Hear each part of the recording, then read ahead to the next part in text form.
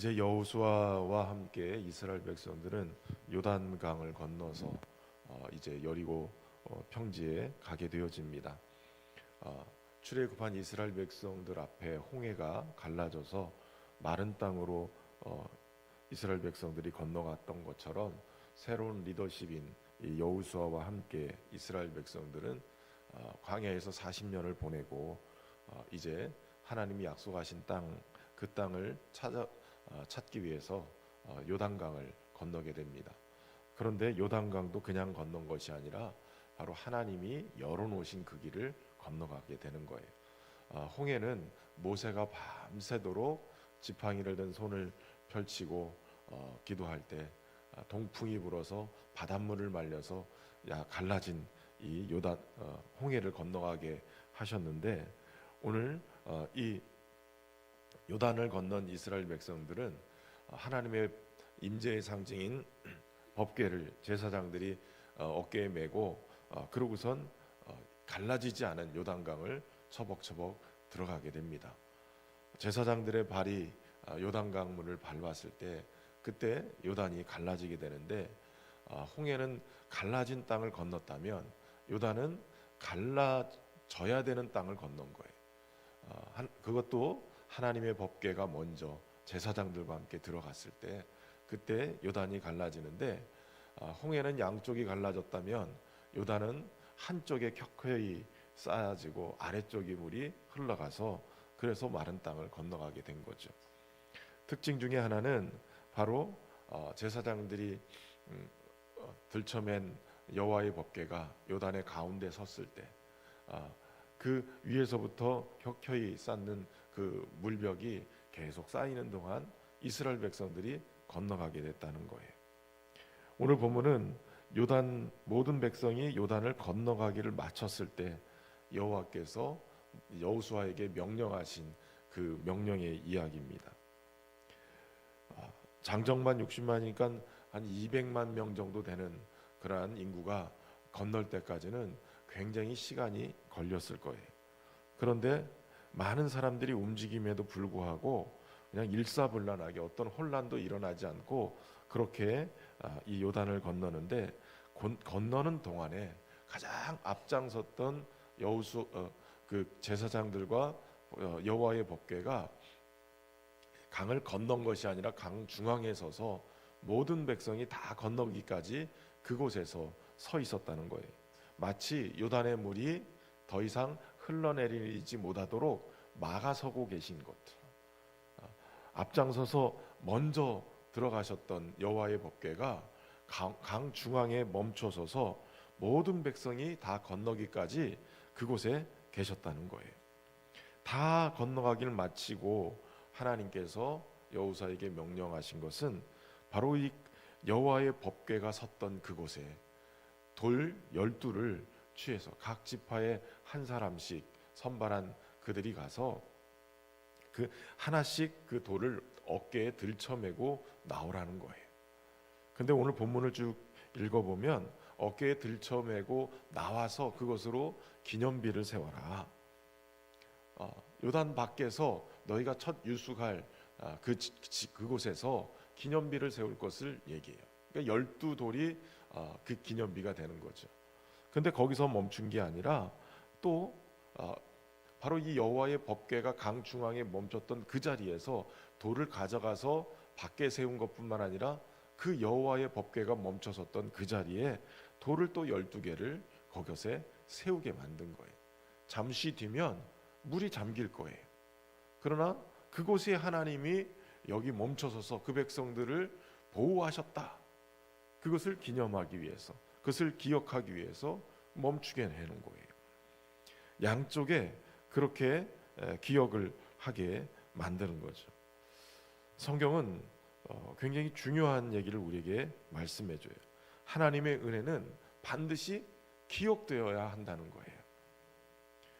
여러분, 신앙은 기억을 전제로 해서 신앙이 성장하게 되어져요.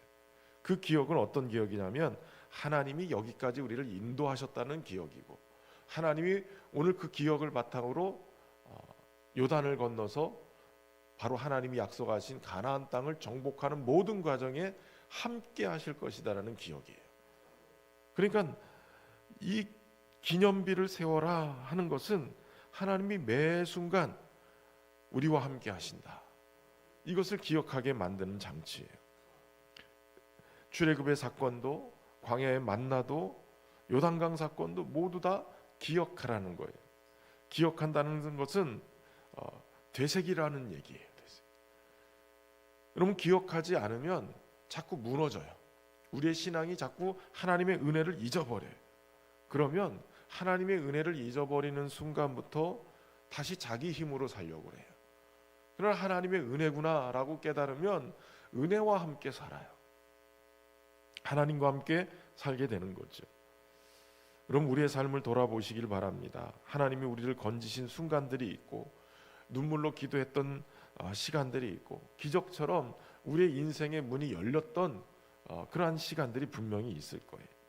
절망 속에서도 다시 일어날 수 있도록 우리를 붙들어 주셨던 그 은혜의 시간들, 이걸 기억할 때 우리의 신앙이 흔들리지 않고 앞으로 든든해서 전진할 수 있게 되는 거예요. 그래서 의도적으로 기억할 필요가 있어요. 말씀을 기록하는 것도 중요하죠. 또 사랑방 예배 간증을 나누는 거예요. 사랑방 예배 교제들 이렇게 보면 항상 이뤘을 때 어느 때가 있었습니까? 불안했던 때가 어느 때였고, 위기의 순간이 어느 때였고, 그때마다 어떻게 하나님이 인도하셨습니까? 이렇게 질문하면 자꾸 이렇게 기억해내는 거예요. 그리고 말씀에 비춰서 하나님이 이렇게 역사하셨습니다, 이걸 자꾸 내 입으로 간증해야 돼. 그래야 되새겨야 이것을 붙들고 또 살아가게 되는 거죠. 의도적으로 좀 기억할 필요가 있는 거예요. 그래서 우리가 매주 예배를 드리고 사랑방 예배를 드리고 또 주일 예배를 드리는 건 자꾸 기억하기 위해서예요. 하나님의 은혜, 하나님의 은혜를 기억해야 믿음으로 살아갈 수 있게 되는 거예요.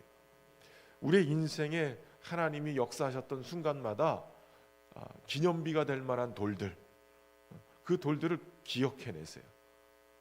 생각하고 그걸 바라보세요. 그러면 하나님이 여기까지 인도하셨구나, 이런 역사가 있었구나 할 때마다, 그걸 기억할 때마다 다시 우리의 신앙이 살아나게 될 줄로 믿습니다.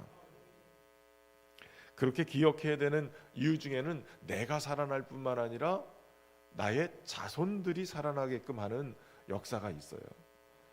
여러분, 이렇게 돌들을 가져다가 기념비를 세우는 목적을 하나님이 말씀해 주신 것은 뭐냐면, 후일에 너희의 자손들이 이게 도대체 뭡니까? 이 돌이 무슨 뜻입니까? 라고 물으면 어떻게 하라고요? 여호와 하나님께서 홍해를 가른 것처럼 요단강을 갈라서 우리가 이렇게 가나안 땅에 들어올 수 있었노라고, 그렇게 우리가 마른 땅을 건너게 되었노라고 간증하라는 거예요. 여러분, 자녀들에게 신앙의 전수는 그저 어떻게 설명하느냐에 따라서 아이들이 신앙을 받는 게 아니에요.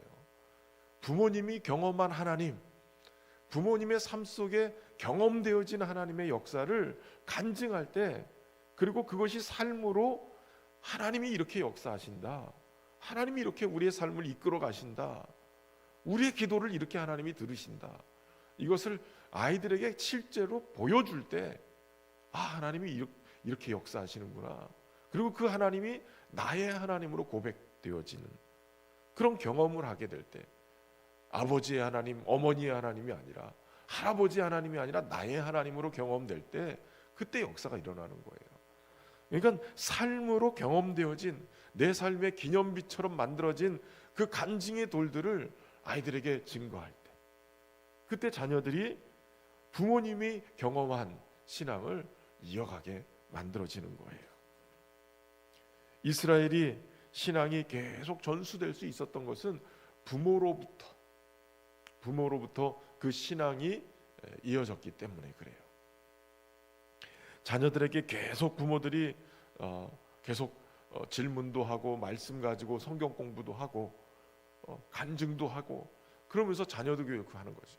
여러분, 신앙 교육을 교회 학교에다만 맡기지 마세요. 교회 학교는 일주일에 한 번 간신히 1시간 아이들과 예배드리고, 아마 선생님들이 교회학교 교사들이 아이들과 성경 공부하려는 시간 15분을 넘지 않을 거예요.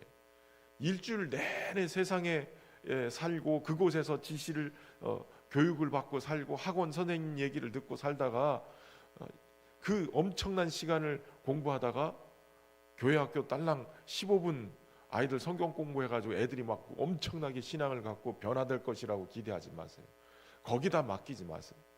부모님들의 신앙으로 아이들에게 가르쳐야 아이들이 신앙이 유지가 되는 거예요. 그것이 바탕이 돼야 교회학교 선생님들이 가르치는 그것도 먹히게 되는 거예요. 여러분, 우리의 삶의 자리에 자녀들에게, 우리의 다음 세대에게 하나님의 은혜를 전해줄 수 있는, 그리고 그 신앙이 설명이 아니라 내 삶의 간증으로, 이야기로 전해질 수 있는, 그래서 신앙이 그들에게 더 강력하게 전수될 수 있는 은혜가 있길 바랍니다. 때로는 우리의 실패, 우리의 회복, 우리의 눈물, 기도, 응답, 이런 것들이 어떠한 이야기보다도 더 강력하게 우리의 자녀들에게 신앙을 세워가는 그러한 계기가 될 줄로 믿습니다. 그러니까 우리의 삶이 증거가 돼야 되죠. 무엇보다도 오늘 본문에서 중요한 것은 백성들이 다 건너기까지 법궤가 건너지 않았다는 거예요. 하나님의 임재의 상징인 법궤가 마지막까지 그들을 지키고 인도하셨다는 거죠. 여러분, 하나님은 오늘도 앞장서서 우리의 삶을 인도해 가실 뿐만 아니라 우리 앞에서 그리고 우리 뒤에서 우리를 앞뒤로 이렇게 보호하고 계시는 거예요. 여러분, 하나님의 은혜를 앞에서 역사하시는 하나님을 기억하고, 옛날에 찬양 중에 그런 찬양이 있어요. 우리 앞에 서신 주님, 우리 옆에도 위에도 뒤에도 계신 주님. 가만히 생각해 보면 하나님이 안 보인다? 그럼 뒤에 계시는 거예요. 앞에 안 계신 것 같으면 뒤에 계시는 거예요. 홍해를 건널 때 이스라엘 백성들이 홍해가 꽉 막혔을 때, 그때 앞에서 인도하던 구름 기둥이 안 보여요. 홍해는 앞을 막고 있고 뒤에는 이스라엘 백성들을 쫓아오는 애굽의 병거가 계속 쫓아오고 있어요. 그때 하나님의 구름이 어디로 가냐면 뒤로 가는 거예요. 애굽 군대가 이스라엘을 치지 못하도록 그 뒤에서 막아서고 계시는 거예요. 여러분, 앞이 깜깜하게 홍해가 갈라지지 않고서 딱 막혀 있다 할지라도 주님은 뒤에 계시는 이유가 있어요. 우리를 지키고 보호하시기 위해서예요. 여러분, 앞에도 계시고 뒤에도 계시고 옆에도 계시고 위에도 계시고 우리의 삶의 모든 부분을 우리를 보호하시고 인도하시기 위해서 주님이 행하심을 꼭 믿으시길 바랍니다. 근데 오늘 본문에 보면 중요한 것들이 하나가 있어요. 12절에 보면 르우벤 자손과 갓 자손과 므낫세 반지파, 이들은 이미 요단 동편에서 모세 때 초기에 그들은 자신들의 기업을 다 받았어요. 40년이 흘러요. 우리 안 건너가겠다는 거예요, 처음에. 그런데 너희가 안 건너가서 여기 머물면 다른 형제들은 어떻게 기업을 얻겠느냐. 그래서 여기 멈추는 대신, 처자식들을 거기에 머무는 대신 너희가 앞장서서 기업을 얻을 때까지 싸워야 된다. 그 약속대로 그들은 지금 4만 명가량의 가장 강력한 군대가 앞장서서 맨 앞에 서게 돼요. 하나님이 길을 여시고 앞에 서신 거 분명한데 사람의 군대가, 특별히 믿음의 군대가 4만 명이, 이들은 용사였어요. 4만 명이 앞장서서 건너요. 만약에 길을 건널 때 노약자들이나 이런 자들이 맨 앞에 건너게 되면 이들이 건너온다는 소식을 듣고 이 여리고성에서 파견된 군대가 오자마자 그냥 치기 시작하면 혼란스럽고 건너지도 못했을 거예요. 근데 이 4만의 군대가 앞장서서 이것을 준비해서 진행을 시키는 거예요. 여러분, 교회에도 4만의 군대가 필요해요.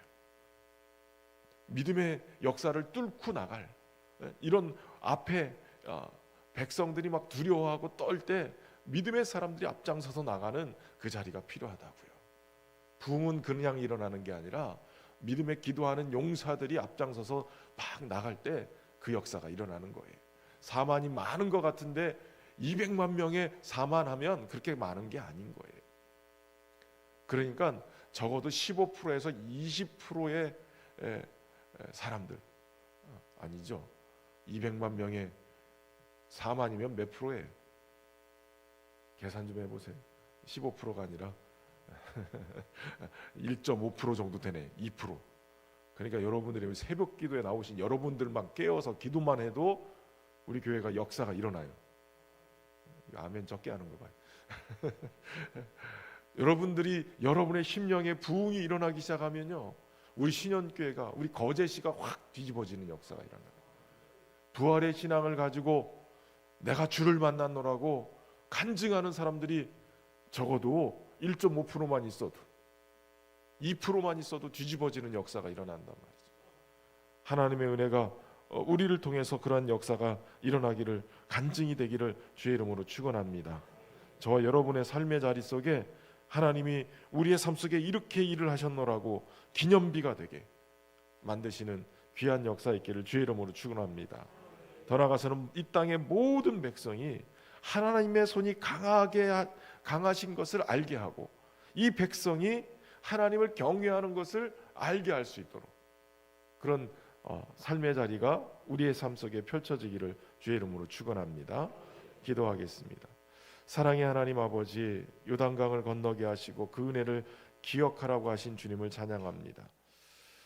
때로는 우리의 연약함이 주님의 은혜를 자주 잊어버리고 살아가지만 다시 한번 우리의 기억 속에, 우리의 삶의 되새김 속에 하나님의 은혜를 기억해내는 은혜를 허락하여 주옵소서. 주님이 우리 가운데 행하실 일들을 잊지 않고 감사로 붙들게 하시고, 또 그 은혜를 우리의 다음 세대에게 전하는 믿음의 사람이 되게 해 주옵소서. 그리하여 우리의 자녀 세대뿐만 아니라 우리의 공동체가 우리의 간증을 통해 살아계신 하나님을 알게 하시고 그 믿음이 이어질 수 있는 은혜를 허락하여 주옵소서. 무엇보다도 우리의 삶이 주님을 증거하는 기념비가 되게 하셔서 우리의 말과 행동을 통해 하나님이 살아계심이 드러나는 역사가 있게 하여 주옵소서. 많은 영혼들을 주께로 인도하는 부흥의 초석이 될 수 있도록, 구원의 문을 여는 우리의 삶이 될 수 있도록 축복하여 주옵소서. 특별히 하나님, 우리 신현교회를 통해서 거제가 복음화되기를 소망합니다. 특별히 세우신 하나님의 백성들, 믿음의 용사들을 많이 세워주셔서 하나님 이 일들이 일어날 수 있도록 축복하여 주옵소서. 교회를 더욱더 부흥의 역사 속에 중심이 될 수 있도록 하나님 우리 신현교회를 사용하여 주시고 하나님 충만하게 채워 주옵소서. 정성을 다한 귀한 예물 올려드립니다. 기도 제목도 담았사오니 하나님 뜻대로 응답하여 주시고 하나님의 뜻이 저들의 삶 속에 귀하게 펼쳐지도록 은혜로 함께 주옵소서. 오늘 하루도 주님과 함께 동행하는 행복한 동행 되기를 소망합니다. 역사하시는 주님 일하심을 볼 수 있는 믿음의 눈을 뜨게 하여 주옵소서. 예수님의 이름으로 기도하옵나이다. 아멘.